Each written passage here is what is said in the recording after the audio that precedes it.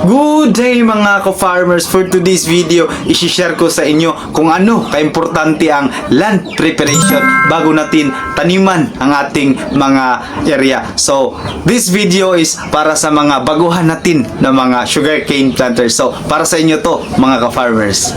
Mga ka-farmers, bago natin araruhin ang ating sugarcane area, alamin muna natin ang mga objectives ng land preparation.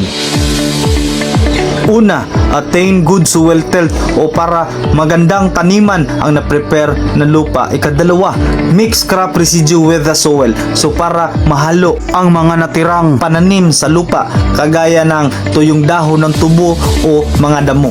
Ikatatlo, kill the weeds. So para mamatay ang mga damo kung ito ay araruhin. At ikaapat, improve soil aeration o water holding capacity. So mapabuti ang aeration o labas-pasok ng hangin sa lupa at kapasidad sa paghawak ng tubig sa lupa. Mga ka-farmers, ang tanong dito ay, kailan ba natin pwedeng araruhin ang ating area? Mga ka-farmers, pwede itong araruhin kung ang lupa ay di masyadong tuyo at di rin masyadong basa. So dapat sakto lang po ang moisture ng lupa.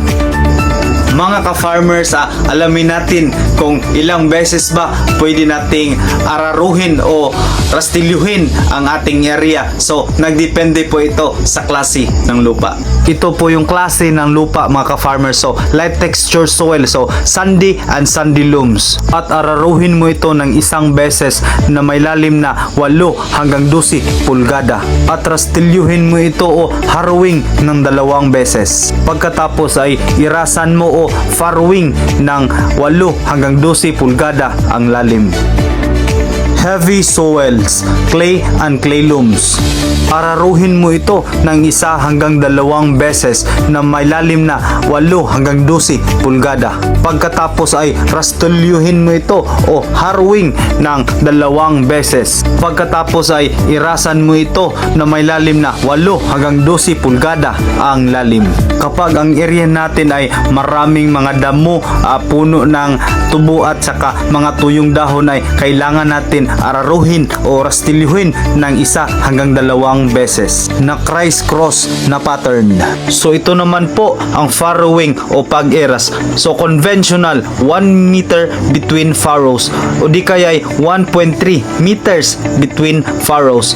At ang mechanical 1.5 to 1.8 meters between furrows. At may lalim ito ng 20 to 30 cm or mas malalim pa pag ang lupa ay medyo basa.